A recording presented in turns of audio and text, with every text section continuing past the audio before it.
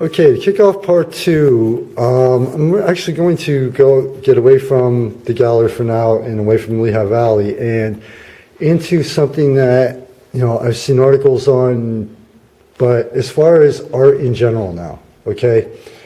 It almost seems like we're starting to be in a transition phase to go from the traditional physical more into the virtual and like the touch screen and doing everything digitally now. Because you actually see, I mean, not necessarily here in the Valley, but like out in California, you see in the magazines how some artists are slowly also incorporating the digital into their, what they do. Do you think that that's, as far as, touchscreen and like Photoshop and Paint and everything, do you think that that is actually part of the evolution of art? Or do you think that in the long run that's going to like hurt artists in the more traditional styles of art? Well, there's two questions I think you asked me. Is it going to become part of the art scene specifically? Yes. I think whatever people put into the art scene becomes part of the art scene.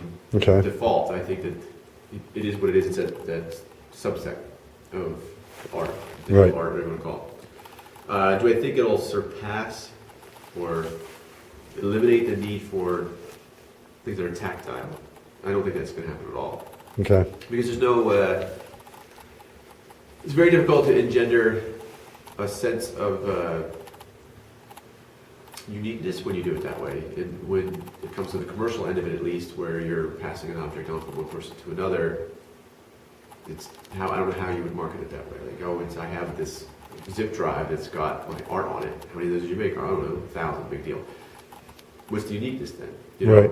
Where's the special quality of it? What keeps it from just being a flat image of light radiated through a screen? What's the difference between that and the next guy and the next person and the next person? It doesn't really, to me, that's not going to usurp the traditional form of art. If it was going to do that, that would have happened a long time ago. I don't see that happening. Do I think it'll have its place? Sure. And I think that's just the way art is. I'm even thinking like 50, 100, even into the future, where at some point the technology will be there where you will actually be walking through a virtual gallery like you would a video game, in addition to walking through a physical one.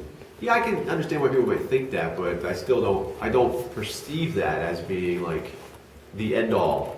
Does that mean I don't think there will be examples of that existing, where people have virtual galleries where you can walk, you put on a headgear, you're walking through a virtual reality gallery where there's paintings on the wall, and you can kind of see them. Maybe museums might do that, or people at a distance. I can see that maybe being some way of experimenting, but a perfect example is the invention of the camera, the photography, and how it rapidly evolved into this very easy way to make an image. People said that art was going to be dead. No, art just evolved from that. It changed what it was. It became something else. It ushered in this existential discussion that people were not having at the time, and thus you have abstract art. You wouldn't have abstract art in my mind, not at least at that point in time, were not for the motivation of the camera. The camera says, okay, well, realism is now a moot point in a lot of people's eyes. It's like, take a picture of it. So what? Well, okay, so what do we do besides realism? Well, I don't know. I'll explore my inner self. And psychology merges with it at the same time. All these factors come together. But if you were going to say, well, virtual galleries will eventually replace all brick and mortar galleries, I would have to say, well, that didn't happen with photography. Okay. You still have people who make paintings. You still have, I'm a classically trained figure artist myself. You still have people who do that. In fact, I had a professor who made a very good point. He said, the more that people use technology to simplify the process, the more that what I do and other artists do, specific with realism, not that specific abstraction, but specific with realism as it relates to the camera, the more valuable that skill set becomes, because it's going to become less and less, it'll become more rare.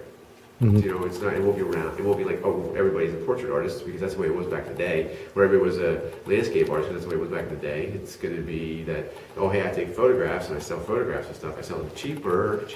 That doesn't sound cheap, but then a painting, because a painting takes a lot more labor. So, yeah, you'll have people doing that, but then you'll still sell paintings. You'll still see paintings. Okay. I don't ever see paintings going away. Painting has been going on since as far as we can tell, the case of Lascaux, 30, 40,000 years ago, man has necessity to express themselves through the visual language. And I don't think the computer is going to make things like paintings and books go away entirely. Okay. What about I've actually, even on the local side, where the stylus and the touchscreen or the stylus and the tablet and the Wacom tablet are just another medium. Do you see it's just another medium? Sure. Or, because I've actually seen, this is going back to myself like 7, 8 years ago when I was getting into 3D graphics design and looking at all the magazines and everything, how some of the artists would say, well, you don't need any talent to do that because everything's, the program the software simplifies everything. But the people that were doing it were saying, look, you still need natural talent, especially like in areas of sci-fi and fantasy art. The natural talent still has to be there to create it. Do you agree? Which side do you agree with? Or Well, I don't think that things being easier to make that way. Hey, I don't think things being easier to make okay, does that. I disagree with that observation that technology makes it simpler for people to be artists. I don't believe that. I think it makes it so that people can be more creative. And if it opens up those avenues to the layperson, sure, because you never know when that layperson will take that leap from a layperson to a professional. they also might have a hidden talent that. My point being, so Yeah. I don't think though that you'll learn aesthetics because you learn a program. Case in point, I meet plenty of students who come out of programs where they learn graphic design, but they didn't learn design. They learned how to use programs.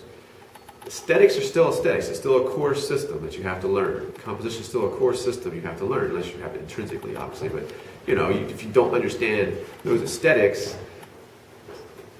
you're sort of, you're at a loss. So when you get out into the marketplace as a job, you're at a loss. So you're going to need to have all your skills. It's very, very competitive. And just being able to use Photoshop doesn't mean you're going to be all that good at anything. Okay, well, I'll tell you what, why don't we take a quick break here?